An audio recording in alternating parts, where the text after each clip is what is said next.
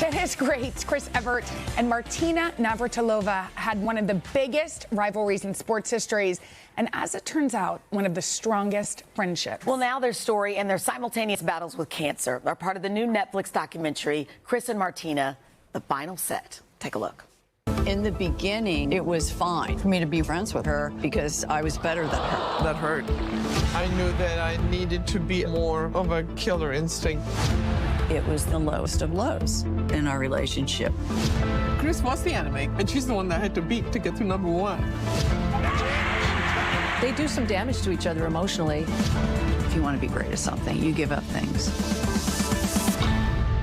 Sometimes it takes terrible things to happen for you to realize how you really feel about things. The goal is to get free of cancer. The second time really hit home how precious every moment is, how precious life is. They were battling a war forever on the tennis court, and now in life they're trying to save each other. This is about life or death now. There's no competition of whose cancer was worse. We're in the same boat. Oh, this is, hi. We are so happy y'all are here. I know it's We are too. Something to laugh. It's nothing to laugh about, but No, it's I mean, just and it tense. must be kind of hard to rewatch some of that. We're going to talk a lot about your cancer journeys, but first, just how are y'all, or how are you feeling? Good. I mean, I'll speak on behalf Well, lower back. Yeah, right. I had knee surgery 2 weeks I had my ago. shoulder surgery. She had shoulder surgery. Cancer-free. Cancer-free. So you don't Amen. stress So about far. that surgery because you Yeah. know it's fixable. The cancer is a whole different ballgame. Yes. Well, let's take this a step at a time. You know, everybody is raving about this documentary. Take us back. Obviously, you guys had one of the biggest rivalries. I remember living it in real time and watching the two of you. When did you first become aware of one another? We were both teenagers. Which actually. you were, Which is I didn't another- realize, yeah. I mean, I've known you a long time. Yeah. You were close with my grandparents. I didn't realize you were 16 years old when you first started. 15, actually. When I first started Playing pro. Oh, yeah. 15. Look at that. 15. Yeah. I mean, that's in itself must have I been. was 26 then. but anyway, no, I started playing at a very young age because I was top in the juniors. So I started playing, pro tournaments at 15. But I didn't get on the tour until probably full-time 16, 17 years old. But we met each other at a tournament in Florida, and was I number one? Yep. I was already number you're one, number one, and number Martina two. was up and coming from Czechoslovakia. And from- zero. You were also a teenager. Teenager. Yes. She's 2 years younger than me. Yeah. And she was from, Czechoslovakia at that time was a communist country. So, she was very kind of closed-mouthed about everything. I didn't They're speak English. suppressed. Yeah. They're suppressed over there. Yeah. So she was playing backgammon with one of the referees, and So you were playing backgammon. I was playing. Okay, well, you're the one that she reminded me of this. All I remember about Martina was that she was very young, very vulnerable, very cute, a little bit overweight. And I don't mean to say that in a bad way, but, not fit because she turned out to be the fittest ever athlete, tennis player we've ever seen. But, just bubbly and full of, so happy to be in America, right? I'm very happy. Fort Lauderdale. Yeah. Chris's hometown, my first tournament. I was still skinny then. I put on 20 pounds in 2 weeks because I was eating everything inside. Everything was new. I'd have pancakes and cereal for breakfast, which we did not have growing up. Wow. And by the time I played Chris, I had to buy new shorts because I put on so much weight. Wow. Oh my God. That in Dallas, the second tournament, I had to buy shorts, and I played her the fourth tournament of that tour. And but first time I saw her, she was playing backgammon with this guy, and she said hi to me. I was so happy because I've been reading about her in World Tennis Magazine for years before when Which she is first why came it's on. so interesting then that you guys were pitted against each other in the way that it happened, Yeah, I mean, you were sort of, media kind of pitted you against. You Oh, were known big time. as the American girl next door, Chrissy. Chrissy, beauty. And they really painted you, Martina, the media, the American media, as kind of a villain. That must have been a really, when you see the documentary, you understand how isolating that was for you. It was hard because I was alone. There was one time we were supposed to play Amelia Island finals. Not the one that you kicked my ass, but she kicked my ass anyway. But literally, the columnist wrote "good versus evil." I kid you not. So breaks my heart. It was just, I'm like, really? And I remember asking Chris, what do you do with your fan mail? She's like, yeah. And I was answering, and how come they like you so much more than me? Because, you know, I think I'm a nice person. Yes. But and you started as double. And I mean, who doesn't? How can you not love Chris? Yeah. But I'm like, I'm nice but it wasn't easy for you either. I mean, I think one of the things that women will watch, whether you're a professional athlete or not, is kind of the competition and what happens when women are pitted against each other. They do that to you guys, right? Of course. Yes, Are you yes. kidding me? It's so frustrating. One of these days we're going to have to reclaim that, the way they do that to us. But I can't imagine what it was like for you guys because, again, you're young, you're isolated, you're vulnerable. Well, you know what? It's like, I always look at it this way. I mean, men have been competitive since the caveman days. I mean, look, and women were the nurturing. And women took care of the children and the household. And all of a sudden, really, sports didn't really come into fruition for women's sports until the 60s and the 70s. And so then you're pitted, out goes the nurturing, and in comes the survival and, you know, maybe the selfishness and, you know, maybe, I mean, I wanted to beat her. She wanted to beat me. But that's why it was always tough to have a great friendship throughout our rivalry. I mean, we had our ups and downs.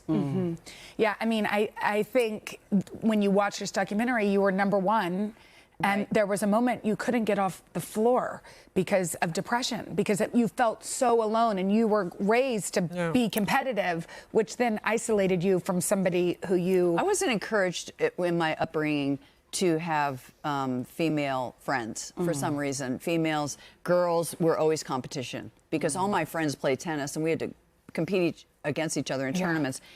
So I won Wimbledon and I should have been on top of the world. And I came home to an empty hotel room and I remember lying down on the floor on the rug and there's some sort of force. I couldn't get up. I was so depressed and I realized that it was because I didn't have any friends, because I gave up so much. You pay a price to be great, and then after that I went home and I worked on my friendships. And there's another piece of this, Martina, where there was, you know, the press was starting to poke you about your sexuality, and I can't even imagine the impact that that had on you at the time.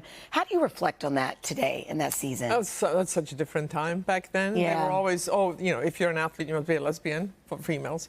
And they were asking, are there any other tennis players? And I'm like, I'm not going to talk about anybody. So it was tricky, and I couldn't come out as gay until I got my citizenship, because back then they could not give you citizenship. Totally depended on the person that does the interview when you come for your final interview to get it, because I had my green card right away. So I had to kind of stay under the radar that way, because if I come out, then obviously if that person don't want to approve my citizenship, it's not going to happen. So then I finally got my citizenship, and then this reporter outed me, and I didn't want to come out because it was going to hurt the tour, because Billie Jean had a scandal, blah, blah, blah. And the sponsors were threatening to pull out of women's tennis if there's another scandal. So I said, please don't write about it. And next day it's in the paper. He did. So it was never about me. I didn't care. I never cared. I never had an issue with it. It was the world that had an issue with it. I didn't. So at first, the people accepted me, and it was amazing. 81, when I lost to Tracy Austin in the finals, they kept clapping. I'm like, oh, I'm accepted. But then when I started winning, then the tide turned, and that's when they, started they were. cheering I mean, the thing the is, other way. she at one point was dominating and beating all of us so easily for like 2.5 years. So the crowds were always against her. That was always because they the wanted to visiting see team. a match. Yes. They wanted to see a match. Well, and you had that same thing when you first came to the tour.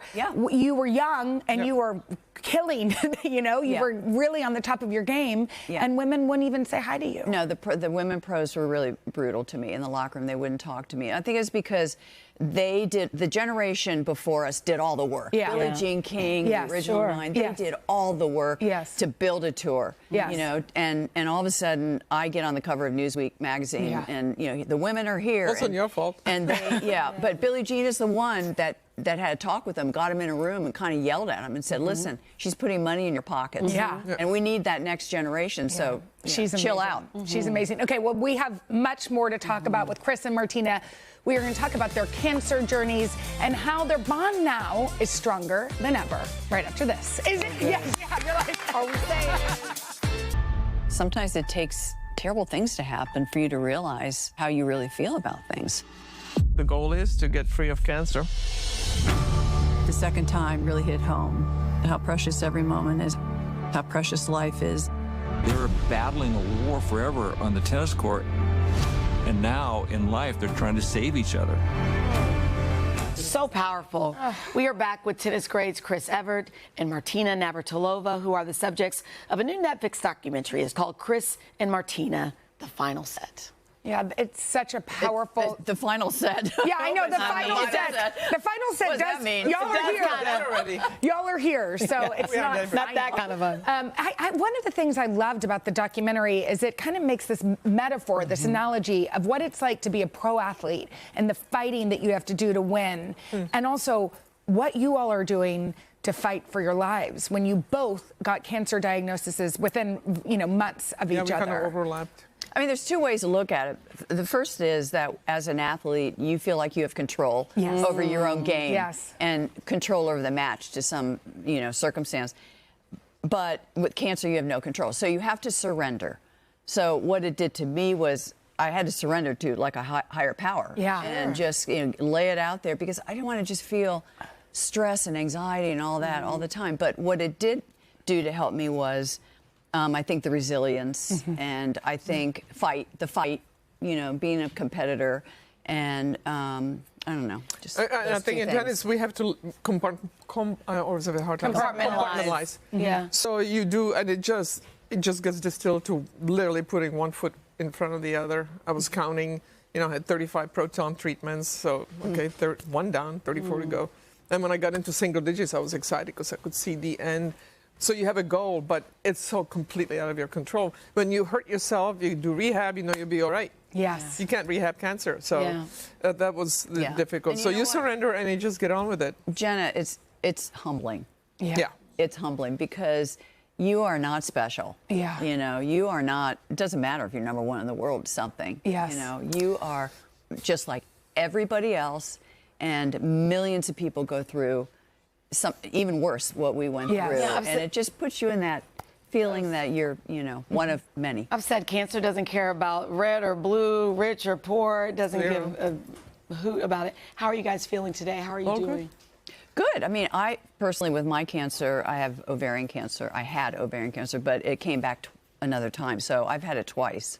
And since I've had it twice, I have to go every 3 months to get a CAT scan. Okay. And I have to go monthly to get blood work because I'm still taking chemo pills. And how have you relied on each other during the last couple of years? Well, because we went through so much in real life, in the competition, we had so much empathy and trust and respect that never went away, even though when we were, kind of little ups and downs. But we knew we were there for each other no matter what. So when Chris was diagnosed, I was one of the first people that she called about that, and same the other way.